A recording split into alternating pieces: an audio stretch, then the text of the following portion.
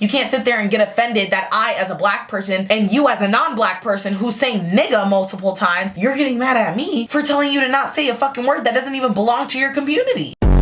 You think that you're so involved in certain communities that you start taking up their mannerisms that now you think that you have the nigga pass, which isn't even a real thing. I don't always want to be the black woman who has to educate people on why they shouldn't be saying nigga. Like, I, as a grown black woman, should not have to teach you in your grown years to not say nigga if you're not black. I'm not always going to be the black friend to call it out because you, quote unquote, being an ally should be able to call it out itself without me having to say something.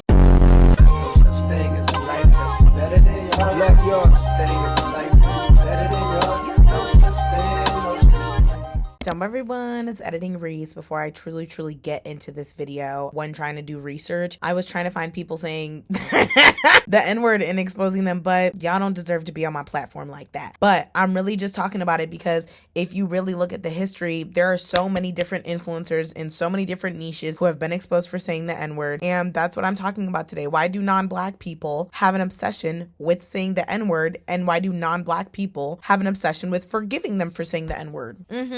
So sit back, listen, and like Mana Leo said, if you can't say nigga, then your ass get put out. Thank you. Enjoy the video. Jumbo everyone, welcome back, and in today's video I'm going to be talking about non-black people and the N-word obsession and all the non-blacks to the back. Ugh. So without further ado, let's get started. Like Leo said, all the non-blacks to the back. Ugh. And if you can't say nigga, then your ass getting put out. Okay, I just need to go on a quick rant real quick because I love Mana Leo and she's finally coming to Minnesota. It's so, like, I don't know, it's a different type of feeling seeing one of your fave artists come up when you've seen them from the come up and going on their first tour and just seeing the growth within them. The first time I ever saw Mana Leo was when she came with Flo Milli to Amsterdam, and that was when I didn't even know who she was, and I'm so mad that I didn't know who she was because I wanted to be able to rap bar for bar, word for word, but it's okay because she's coming here in February and you will be seeing a vlog on that. Thank you very much. But with saying all that, in her Sexy Salon music video, I think it's so important to really understand what she is saying within that video and really trying to emphasize black culture. We all know the sacred like saying of like, oh, they can come to the cookout, they're invited to the cookout if somebody kind of emulates black culture or they just have a really good mutual understanding of the things that black people have experienced, and that has made us comfortable enough to invite them to such a sacred place, aka a cookout. To me, I feel like a cookout almost roots back in slavery because it probably does, and essentially when it's like being able to congregate and just have it be us and not have to worry about the white man and be able to really have that sense of community. And even within the music video, her talking about how you guys can stand in the back while we're, you know, out here doing what we need to do. But like I said, all the non-blacks to the back. It's giving Joanne the Scammer. All the whites to the back. Immediately. Looks better already. All the Caucasians to the back. Immediately. Honestly, thank you.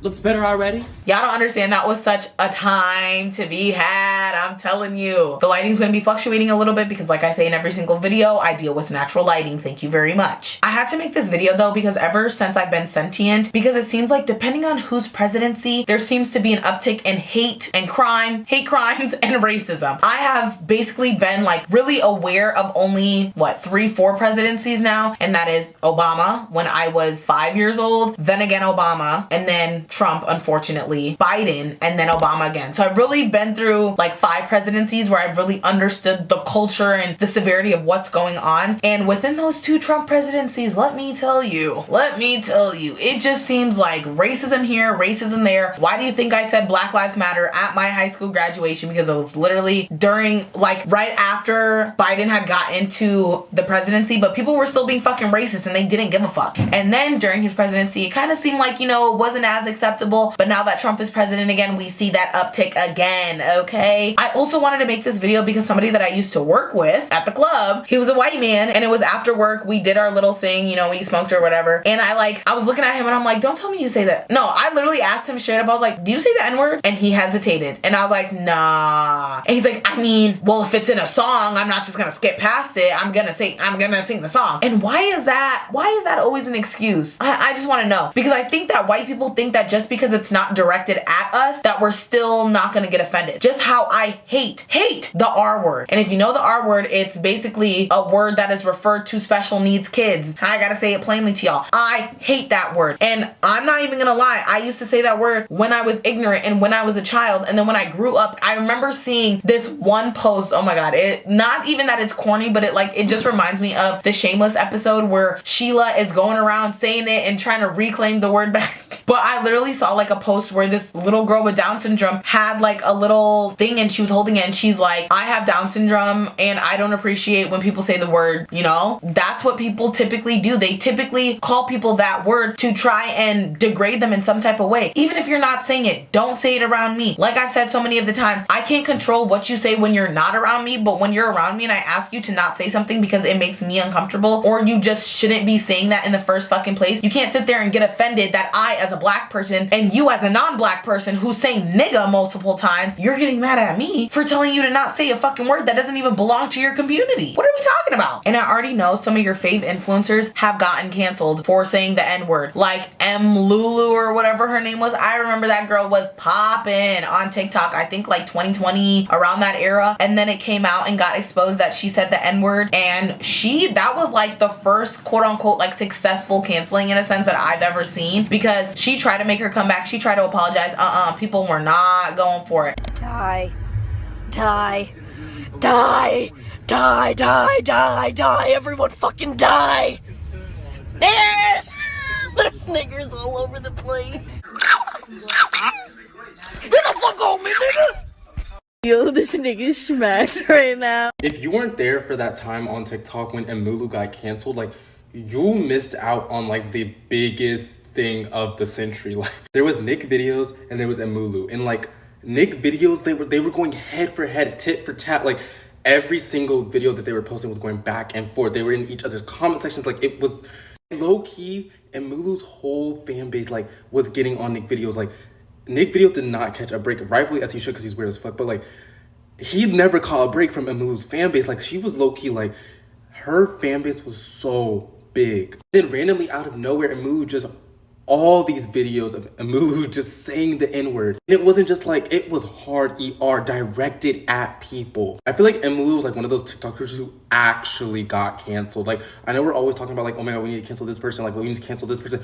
No, she is canceled. Like, every time I've seen her come back on this app, there is someone in her comments mentioning what happened. I think that just like takes the throne as the biggest TikTok like controversy drama that has happened. Like, it was like everyone was talking about it. No, and I remember she made like these series of apology videos and no one was buying it. Like, literally no one. Like, we looked at them and we were like, okay, so get the fuck off this app. Like, I actually wonder how she's doing, because I used to follow her like not recently, but like maybe a year ago, and she like turned into like this really weird turf, which is weird because like, girl, you're already on thin ice. So like, that other girl, Koi, where she got exposed for saying the N-word, she's not as popular anymore. But you know who was able to say it and really got past it? Tana Mojo. Say nigger. Like, I'm not gonna say it. That's not how I am. Please imagine like, say nigger. Like, yelling, thumbs up, arm locked around me. She said it hard R too, and y'all forgave that girl. Like, damn. That's the thing about the internet and digital footprints being so crazy, is like, yeah, a video out there can be shown of you saying the N-word, but because it's the internet, people are gonna forget about it in probably, I don't know, a day or two, maybe a month if we're being generous. But like, let's be real, you can be saying nigga on the internet and get away with it. Even if people dig up some old tweets, it always seems like old tweets hit somehow different than a person saying the N-word, because I've seen a lot of those people say the N-word or just have crazy opinions. But like, if it's a tweet, it's a tweet. But if it's a video, it's like, okay, they said it and kind of was expecting that. Like, damn. Then you already know the same excuses. Guys, I was a kid. I didn't understand the severity of what I was saying. I'm so sorry. I will not say that word again. Girl, boo. When I had said that word, my dog had literally just died.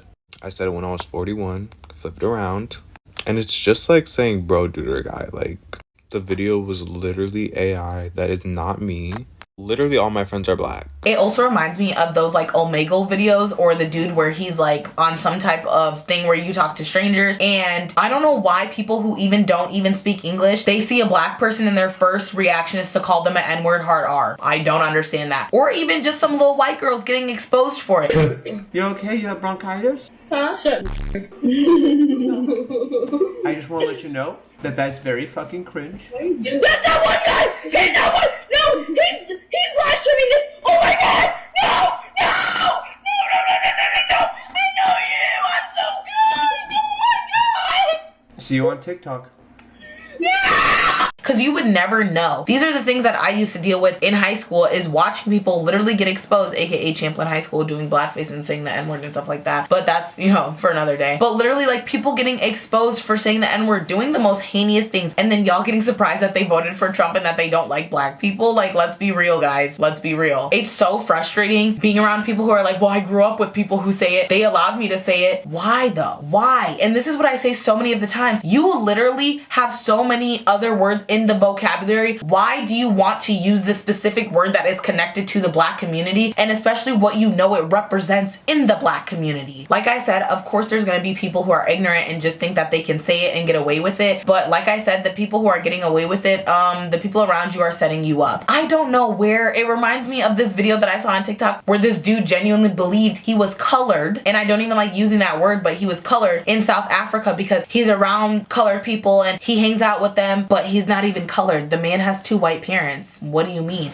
So that's where it's just like, you think that you're so involved in certain communities that you start taking up their mannerisms that now you think that you have the nigga pass, which isn't even a real thing. But that is something that I had to deal with in middle and high school because I went to a suburban ass high school where white people and just people in general thought like, oh, I could say nigga. I literally still have videos of people saying nigga, and literally I've had instances of people saying nigger to me hard R. Come on, y'all. TJ Scott. Yeah, I'm talking about you thinking that you could get away with it because your daddy was an AP at the time. Yeah, there have been instances where people have literally said nigger to my face and have gotten away with it because they had some type of connection. And who was that man? A white man. Who was his daddy? A white man in power. So of course they're just gonna get away with shit like this. I also made a video, y'all, I was controversial as hell in high school, okay? Because I didn't give a fuck, because I don't care for people who peak in high school who aren't going to do anything with their lives post high school, and me knowing that high school is just barely the beginning of my fucking life, okay? So therefore I don't care about the opinions that I have towards people that I'm never going to see again, and if I do see them, I'll still call them out. Thank you. So yeah, in high school I did make a video talking about posing like the racist at my school, because why not? And some of those people in there were exposed for saying the N-word. So why are you even surprised?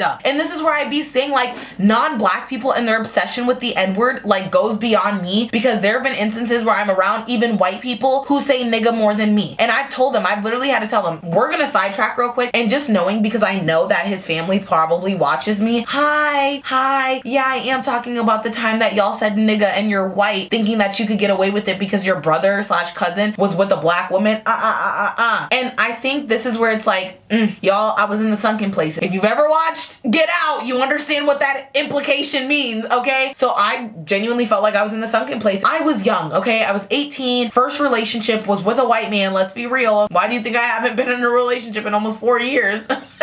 But with saying that, I didn't know any better, and like, I'm still learning how to call out racism in a sense. Like, yes, I'm very much that black activist, but it's almost like I want to see if the white people around me are going to call it out as well. Like, I don't always want to be the black woman who has to educate people on why they shouldn't be saying nigga. Like, you're my white boyfriend, you're with a black woman, you should be saying, hey, do not fucking say that word. Come on now. So my ex, his brother, would say nigga, especially when he was drunk, all the fucking time. And it took my ex literally 3 months to have a sit down conversation with him and tell him, you need to stop saying that because it's making her feel uncomfortable. Why did it take 3 months? Don't fucking ask me. There was even one time where my ex was sitting on the couch and he answers the phone and it's his brother screaming in the phone, what up, nigga? Yeah, those are some of the things I had to deal with. Then when I went to Florida with him, where I will never forget this Florida trip because it genuinely traumatized me so much, because my childhood pillow got ripped up by a fucking dog. And also, do you know how many people were saying nigga? Also, I was in deep Florida. We went to the Keys. I'm the only black person with them on this whole entire trip. And then on top of that, you have his aunt saying nigger to me in the fucking bathroom, hard R, being like, well, I don't say that word. I don't say nigger towards people unless, you know,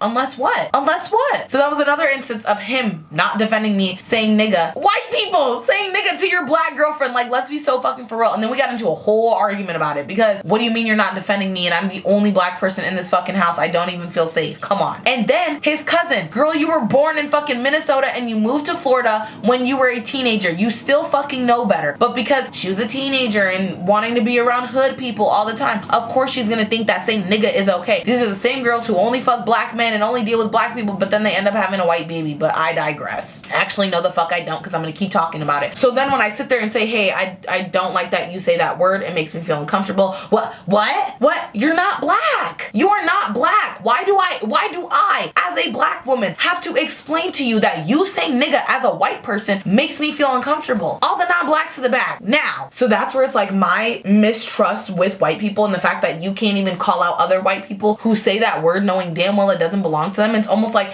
telling a kid don't do something and then they go and do it because you told them not to do it. But this is something that you should have already known. I, as a grown black woman, should not have to teach you in your grown years to not say nigga if you're not black. And that's where I don't be understanding some black people who be giving their passes to their friends being like, oh, well, I don't care if you say nigga. Well, you should, because somebody else in the black community, aka me, who does not feel comfortable is going to call you out. And why do I, as a black person, have to almost censor myself and almost not say nigga around you because you're gonna get the idea of like, oh, she said nigga, I can say nigga too. No! I'm gonna link some videos that go a little bit more into the history of the N-word and where it started, but the first video that I definitely remember watching so many years ago is this girl, and it was kind of like a street interview, and she was talking about how the word originated from negus, which meant like royalty and all that other stuff. Then, you know, when they came over and they started stealing us, what else words were they gonna use to degrade us? That's where they got like Niger, then they added another E to it, calling us niggers basically, and now you see where the word it is today. I think also a lot of people think that, oh, if I say the A, it's not as bad. It's not like I'm saying ER. It's the same thing. It's the same concept. If you really have to think about it like, oh, I'm not saying the ER, it's not that bad. If you even have to think about it like that, then you shouldn't be saying the word in the first fucking place. Like, it's what? If you can't say the ER because you're black, then you shouldn't be saying the A in the first place. Y'all, don't hate me for this one. Don't hate me for this one. And I genuinely do hate to admit this because it broke my heart when I found out. Bash for the World. If you've heard that music he made, like Darkest Before Dawn, 50 and 0, like he has some really good music. Bash Roma, Hijo de Negro, like there's so many songs that I genuinely